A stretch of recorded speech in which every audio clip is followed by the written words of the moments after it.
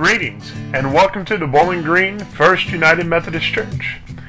We hope that you enjoy what you're about to see, and you can find us on the corner of Broadway and Church Streets at 11 o'clock on Sunday mornings. Or you can find us at bgmethodist.org and on Facebook at Bowling Green First United Methodist Church.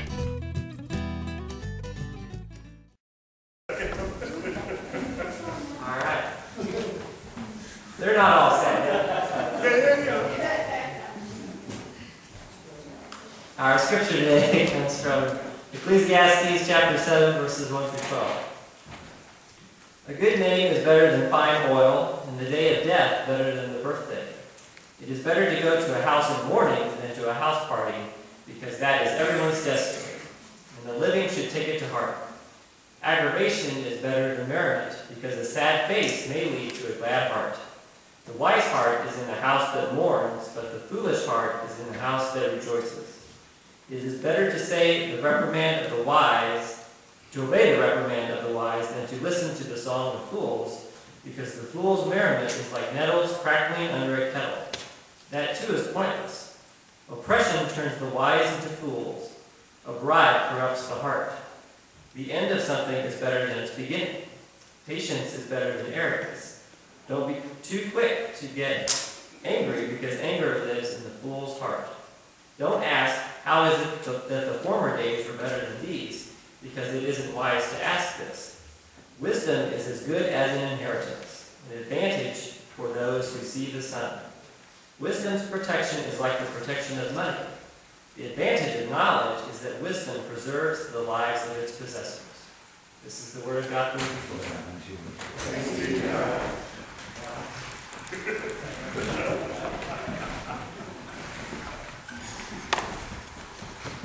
As we come together this morning, we're in kind of the last section of the Old Testament, and as we've spent a lot of time in the Old Testament, that's because the Old Testament covers a whole lot more space than the New Testament does. And so we're going to finish in the last place. Now, you're going to see next week when I remember to give the handout to Pam to print off.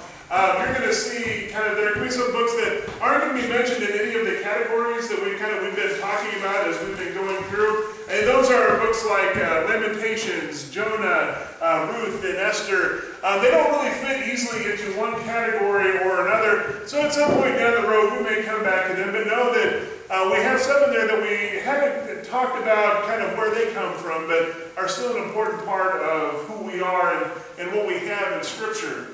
But this morning we're talking about wisdom. Now, wisdom, though, is this challenge and what we do with it and how we treat it and where does it even come from? Because so much of what passes for wisdom for us today are things that maybe really aren't wise. Or maybe are wise, but we just take them in these small snippets and small sound bites or image bites that we use for them. And these are things, that you'll see one of them that I've got says, we must accept finite disappointment but never lose infinite hope. That's from Martin Luther King Jr. Sounds great. It comes up, you put it on a nice background of an ocean scene maybe. You make it kind of look nice. It feels inspired, and that's not too bad. It works out kind of well for that. But the trouble is that we do this with so much of our wisdom. That we take and we put wise words up from a famous person or a wise person or a famous wise person, and we do those. We put them maybe on some sort of great looking background, probably a nature scene, unless they're really famous, and then we'll put their picture up there next to them. Or maybe we'll put it in some sort of stylized font or some artistic background. And you know that if you're on social media at all, you know what these look like because they come up all the time. Folks are always posting these things up there. But if you aren't on social media, it doesn't end there though, if you aren't on social media, because all you got to do is walk into a Michael's or a Hobby Lobby, or walk into a bookstore or a craft store, or walk into a souvenir shop someplace, and you're going to see all sorts of different places. Down along the wall, you might have an entire wall full of artwork that you can buy that has some famous saying on it by some famous person. Or you may find bookmarks or letterhead or notebooks or there's a huge industry that is built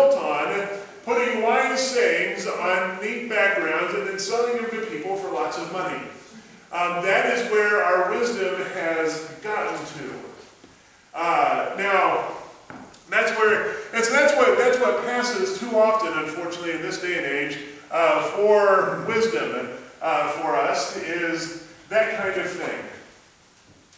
Now, the challenge for us is that sometimes we see things a little bit differently. And sometimes human nature even kicks in and begins to say some other things. And so we see little snippets of wisdom like, you might be unique, that says, unique. Just because you are unique does not mean you are useful.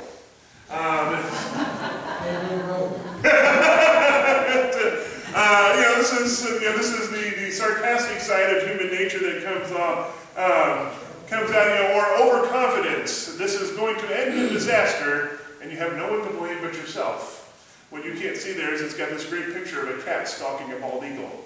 You know where this is going to go. Or motivation. If a pretty poster and a cute saying are all it takes to motivate you, you probably have a very easy job, the kind of robots will be doing very soon. This is kind of where our wisdom has come to. Now we have to ask ourselves, though, where is the source of this? Where is the source of our wisdom? That becomes the challenge. That becomes one of the first challenges that we have to figure out. From where do we draw our wisdom? One of my favorite things that has been that goes around on Facebook every once in a while is it says this. Especially if you are prone to getting lots of information off of the internet, it says the thing about quotes on the internet is you cannot confirm their validity. Said by Abraham Lincoln. Always takes everybody a second to go, wait, it took a long time to upload that to Facebook because he had to do it over a dial-up connection. But we do this. This is, so we sometimes we don't question the source. We're trying to struggle through what's going on, trying to figure out how this is supposed to work, because we have boiled our wisdom down into a quotable person, an inspiring quote, and some sort of nifty background. That is the extent of where our wisdom has come from. But we've got to get beyond that, because there is so much more to wisdom. There's so much that is so much more important about wisdom that we've got to deal with, that we need to make use of. And this is where we see the wisdom books of the Old Testament become so important. They aren't easy, but they are very important in helping us to move, to take that next step forward. We have one of those this morning that you don't ever hear very much on. This is Ecclesiastes. In fact, we talked about this Wednesday night at Life Improvement, and this was kind of a little bit of a challenge for us then too, because what we see is we see the teacher, who is called, the one who is kind of narrating and providing the wisdom in Ecclesiastes, as he is struggling with what is the usefulness and the point of wisdom itself. Why do I need that? And so he begins to do this, and he says, at the very start of Ecclesiastes begins to show you kind of the struggle that he is facing as he does this, because chapter 1, verses 1 to 2 say, the words of the teacher of the assembly, David's son, king of Jerusalem, pointless, perfectly pointless, says the teacher, perfectly pointless, everything is pointless. That is really how a book of the Bible starts. And he struggles with this. This is not a typo on his part either.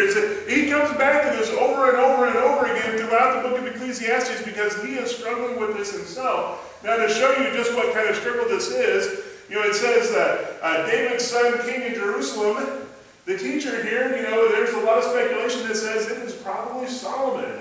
Solomon the wise, Solomon who was known for his wisdom. This is the same Solomon that we are talking about here and that we are dealing with. And he is the one who is struggling through this. Now, we can dress that up and we can put it on a fancy background if we want, but it's not going to change the words.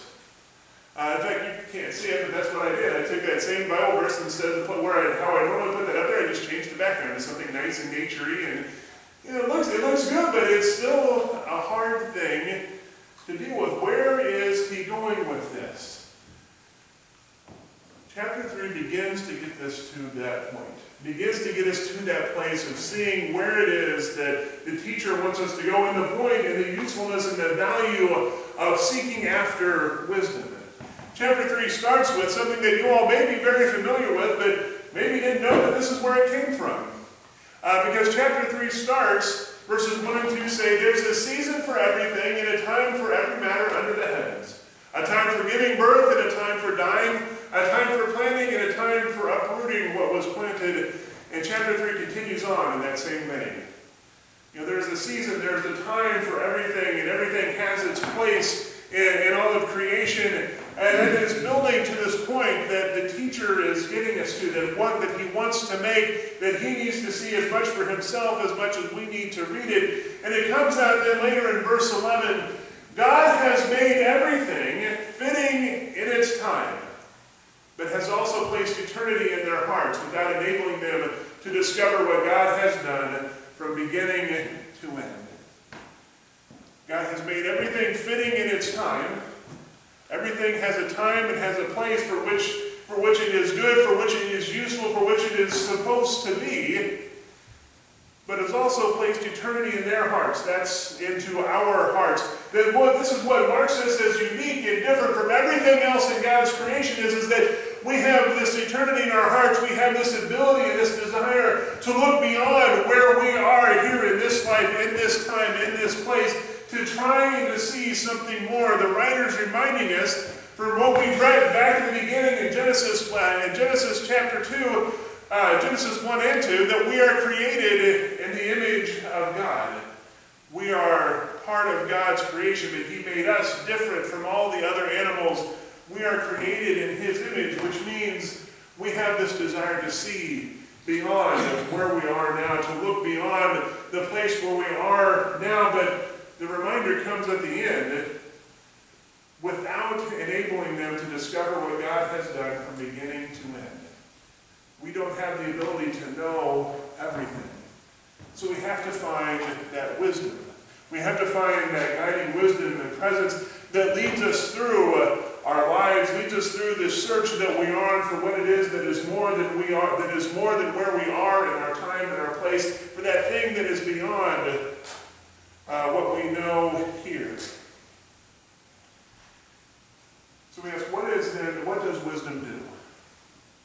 What does wisdom do that helps us to discover that, to learn that, to grow beyond that?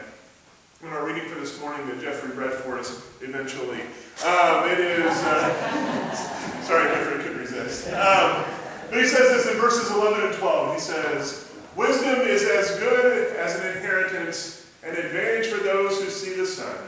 Wisdom's protection is like the protection of money. The advantage of knowledge is that wisdom preserves the lives of its possessors. Wisdom preserves the lives of its possessors. Wisdom is what gives us the ability to live this life, to be able to take those next steps, to see how to make it through the hard times and the struggles, to see how to even better enjoy the good times and the celebrations that we have. It is what gives us what we need to take that next step forward. And kind of summarize, in one of the places, in summarizing what Ecclesiastes is doing in that CEV student Bible that some of you have purchased, it says, that is to say that wisdom literature is concerned with probing the human condition. It ponders how to live in light of God's relationship with the world. It ponders how to live in light of God's relationship with the world. This is what that wisdom does. God is in relationship with us. This is what we have known from the very beginning. The long arc of Scripture tells us that we have been in relationship with God and that God is in relationship with us, and He wants that. He wants that for us. So how then do we live inside of that relationship? How then do we make it through that? Where do we come to understand what it is that God is doing? It takes time. It takes effort. It takes reflection. It's not something that can be easily summarized on a great picture of a mountain scene that may have a little bird in the corner of it somewhere that is doing something cute. It does not fit onto those image bites and sound bites that we have broken everything up into in this day and age. But it takes time, it takes some work, but the payoff on the other side of it, though, is that we learn so much. We grow so much from where we have been. So how do we begin to find that wisdom and see what it is that God is saying in light of our relationship that we have with God and that God has with this world that we're a part of? we can look to this wisdom literature that is in the Old Testament.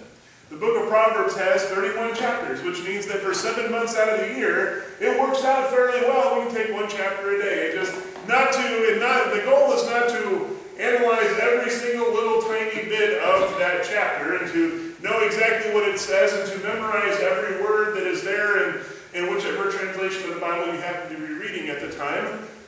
But it is to read those words, to reflect on them, to let them kind of sit with you. And then when you come back to them again the next month, and then they come back again, and you have grown a month since then. Lots of things have happened in that time, and so you may see it a little bit differently. And doing that month after month begins to build a better sense of what is there, but also begins to build this ability we have to more clearly hear what God is saying. Because now we're in a practice of working to hear what it is that He is saying. And be ready for that wisdom that we learn and that we grow in, and it helps us to move forward. Or maybe it's that you go to the Book of Psalms. There are 150 Psalms in the Book of Psalms, which means that you could read through the entire book twice, reading 1 Psalm a day, and still be able to take off weekends and holidays. And you can still make it through the Book of Psalms twice in a year. And again, the same process is not to overanalyze and to break it down into its pieces, but to let the whole thing work on you. Like we were talking about last week with the apocalypses, the goal is not to break them down into small pieces that lose their meaning, but to let that whole work focus you and to see what God is doing in the midst of that. And you can do this any number of ways, but the goal and the attempt is to begin to start the process. To begin to take the time, whether it's going 1 chapter a day out of Proverbs, or maybe whether it's saying, you know what, I'm going to take 1 Psalm a week for the next 3 years. You know, that would be another way of doing it. Just focus on 1 Psalm for that week and let that work on you as you go through there. But it's to begin that process, or to continue that process of hearing God's voice. Through the collected wisdom that doesn't break itself easily into sound bites, but into that wisdom that can help us to grow, help to push us forward. And then becomes that wisdom that we can share with others around us, because we live in a world that likes its sound bites, it likes to appear to be wise, but sometimes real wisdom is hard to define. It's hard to find and to discern, and we can become the ones that can help share that wisdom with others. Not because we can put it up on something that hangs on a wall, but because we can live that wisdom out and others can see it in us and we can share it together. Let us go and be about that kind of wisdom as God is calling to us through it